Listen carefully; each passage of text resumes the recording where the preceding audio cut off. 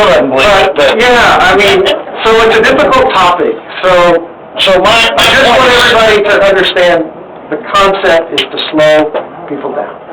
So still, to me, what looks like it would work better than anything, and it can be done, I don't know if we do this, but to have a signal light put in there that stays green on meandering until somebody pulls up on Yale, and then it turns green. So that if there's no traffic like we say, or what we see other than the rush hours, if nobody's there, the light stays green and everybody goes.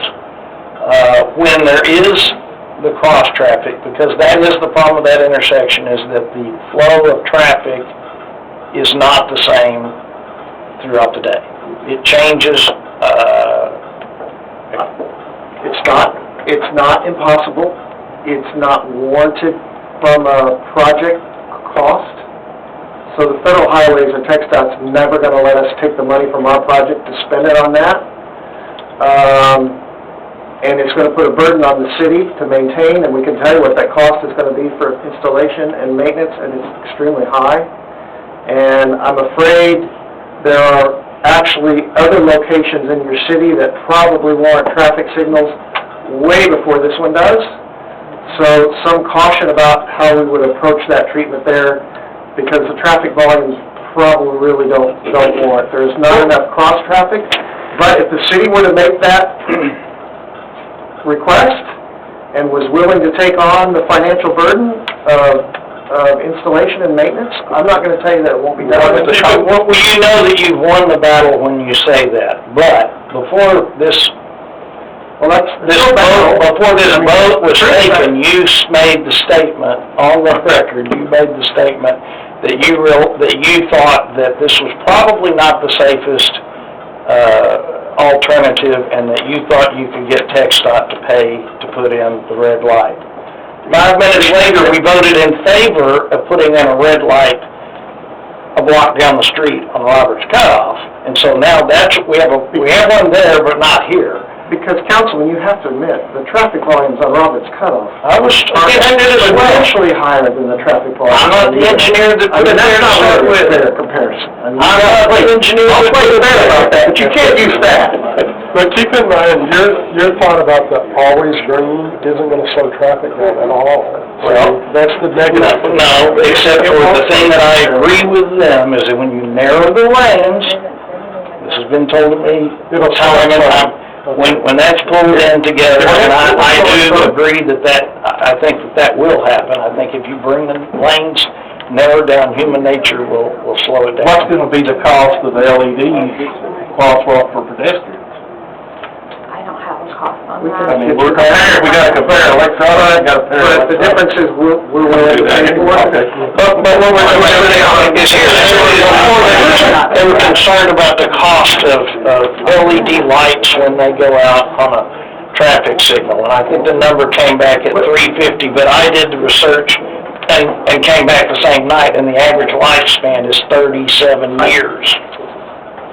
Mayor, pardon me, but Councilman Clarion, help us, because we spend a lot, what is your primary concern about the roundabout? If you had to boil it down, what is your primary concern about a condition that you're creating? Because the bar changes. You were going to put one on 183. No, the bar changed, but then you said, well, it don't work in a high traffic area. Okay, then let's talk specifically about this location. Whether you hate my guts or you think I'm lying or good, it doesn't matter. What I want to talk about is the specific location of what do you think we're going to create here that you think is going to be a problem for the community? Well, because watching what I've seen over off Harrods and Eden Road, watching a school bus hit that center and pop up, watching trailers hit the center and pop up, and they put 6 of them on Harrods, Callender, and Eden, which used to be my cut through, was my yell to get to work. Now I go down Turner One out. What a beautiful road it is, just a straight. I had one stop sign to deal with on Harrods. And now when everybody leaves 157, now I got to sit there at the roundabout and wait till I can get it open, which I didn't before. I had a stop sign, and we took turns. But we're not talking. We're not talking about Harrods. Those are very high-volume arterials in Kennedale, Mansfield, and Arlington. I'm intimately familiar with those. We're not talking about traffic, let's talk specifically about I'll get specific. Yale and When Leander. you drive down the freeway and you have to slow down and there's no traffic, it's generally why? Why is it you generally have to slow down on the freeway? It's because of merging. And that's what a roundabout depends on, is merging. It depends on people being courteous and merging and not getting in the middle of it and stopping and all the other stuff. And now we got houses that people are going to be turning into driveways, which is what I ran into watching today coming up Callender. If you've ever been around Callender and Eden, if you've ever seen that, that's exactly what you want to do. There's the big wide bike trail that I've yet to see anybody use, and then the other side I have seen some people using the sidewalk. So I don't like roundabouts. I've spent a lifetime of going around Benbrook traffic circle. And when I had horse, you ever had me slam on the brake with the truck? With all due respect, and I do mean this, sir, Yeah. we're not talking about the members. I know we're not. And I'm not talking about this. But most important We're to talking me, about a very low-volume cross street in Yale. like I said, you're not trying to sell me something, you're trying to sell me on it. But my most important thing is the voters, the people I've talked to. When we had those early meetings, they were crystal clear what they didn't want. You came and said, I want to build the city you want. Well, now you're building the city either you or the federal And government I want. think the early meetings, we were talking about 183. Yes, we were. And we agree, we're not proposing a roundabout on 183. There's Today. too much traffic. Today, you'll show up I don't... 4 years from now, maybe. Well, I try to understand what you're unhappy with at Yale and Meandering. I will answer your question the best I can, as quick as I can. Number one, I am still very concerned about the safety of that intersection. I think that roundabouts, a lot of times, the aggressive driver wins and the non-aggressive driver gets in trouble. Most of the complaints that I hear about roundabouts is some idiot that stopped in the middle of it. Well, that's some idiot because somebody else aggressive flew up into it and made them think they were going to get ran over.